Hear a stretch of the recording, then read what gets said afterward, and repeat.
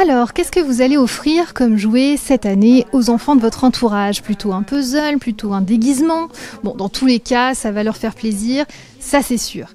Par contre, dans quelques mois, ils vont être complètement lassés et à ce moment-là, vous ferez comme la majorité des Français, vous mettrez les jouets au placard, au grenier, au mieux vous les redonnez, vous les revendez. Et puis peut-être que vous les jetterez. Il y a quand même 100 000 tonnes de jouets qui sont jetés chaque année en France et ça fait 10 tours Eiffel, c'est énorme. Alors c'est pour ça qu'aujourd'hui, on est dans le magasin de l'association Rejouer à Paris, l'une des boutiques. Et ici, on vend des jouets d'occasion.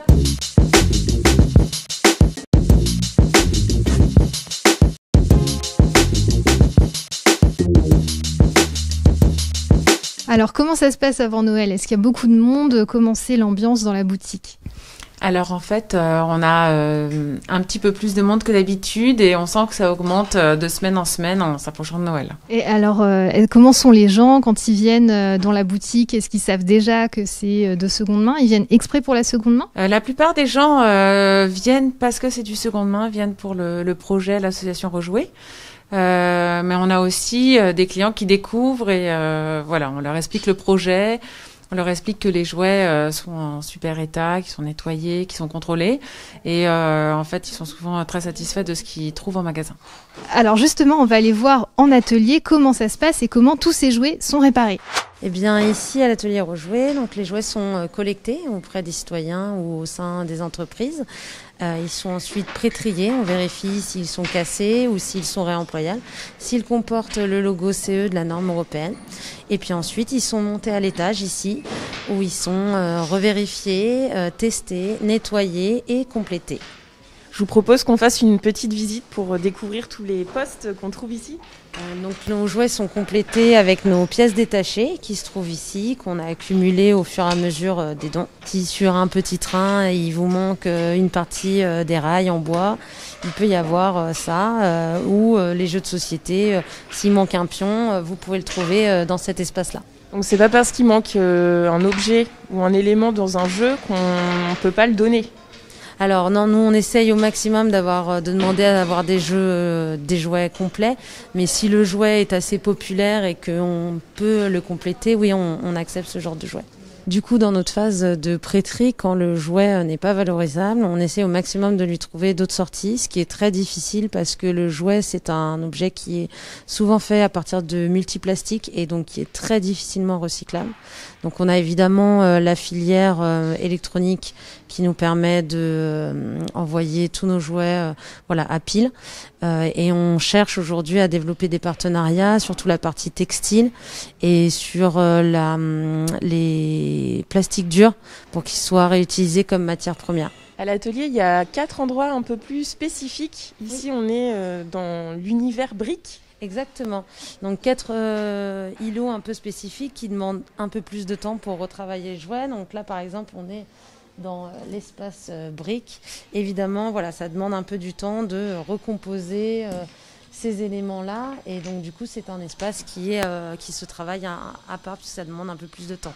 D'accord, et quelles sont les autres spécificités? Alors, vous avez un espace Playmobil, où là, on recompose des univers. Un espace poupée, où il faut habiller les poupées, leur trouver les chaussures. Et un espace livre qui est travaillé un petit peu à part. Ici, c'est une salle un peu spéciale, c'est la buanderie.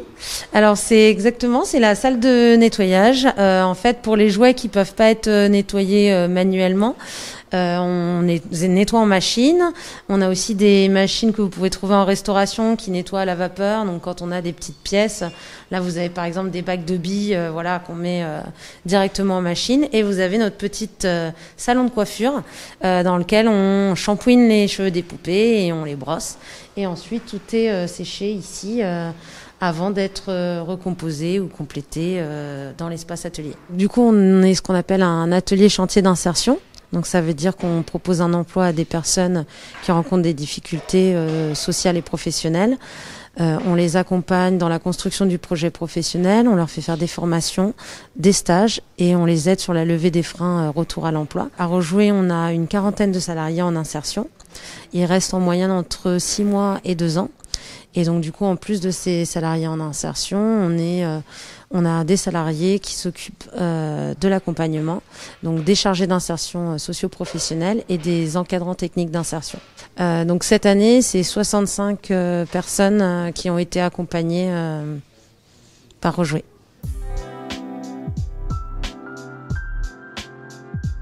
Je suis en train de poncer pour enlever toutes les petites échardes pour éviter que les enfants se blessent. Okay. Ça fait longtemps que vous êtes dans l'association ? Oui, ça fait 1 an et demi. Ça fait 1 an et demi et je pars bientôt le 20 décembre. Parce que j'ai trouvé un autre employeur dans ma branche. Un des points importants, c'est que les jouets sont vérifiés plusieurs fois. Exactement. Donc vous avez la phase de prêterie, ensuite la phase de valorisation ici. Et là, vous êtes au contrôle qualité. Et donc là, on revérifie, on recheck que le jouet est bien nettoyé et qu'il fonctionne. Si c'est pas le cas, il repart en arrière sur la chaîne pour être amélioré dans la vérification du jouet. Et ensuite, il passe à l'emballage. Alors, sachant que nous, on n'emballe pas les jouets au maximum. On met juste dans des sachets s'il y a plein de petites pièces détachées. Mais on essaye de réduire au maximum l'emballage. Et nos jouets sont vendus tels quels de manière générale. On a rénové l'année dernière 55 000 jouets. Cette année, j'ai pas encore le chiffre définitif vu qu'il reste quelques semaines. Mais on est à 62 000 jouets rénovés déjà. Donc là, on arrive dans un des derniers espaces de l'atelier. C'est une boutique. Exactement, c'est la boutique réservée aux professionnels de l'enfance. Donc du coup, elle est accessible exclusivement sur rendez-vous. Et c'est là que vous avez les jouets finaux qui sont dans un état quasi neuf. Et pour les particuliers, si par exemple on veut offrir des jouets à Noël, comment on fait ? Eh bien, on a 2 boutiques à destination des particuliers, une boutique dans le centre commercial Villejuif 7 et une boutique à Paris 14e. Et la dernière sortie possible pour les jouets, c'est nos opérations de solidarité où on offre des jouets à des enfants en difficulté. Super, nous en tout cas on retrouve Lisa qui est justement dans une des boutiques à Paris. Merci Marie. Alors la bonne nouvelle, c'est qu'à partir de 2022, tous les jouets seront interdits. Non, évidemment, je plaisante. Par contre, les fabricants et les distributeurs de jouets devront participer au financement et à l'organisation de la filière du réemploi. Donc les jouets d'occasion ont une belle vie devant eux. Alors en tout cas, moi j'ai choisi, je repars avec ce gros nounours. Donc je vous propose d'actionner la cloche et de vous abonner à la chaîne YouTube de 18h39. À bientôt, joyeux Noël!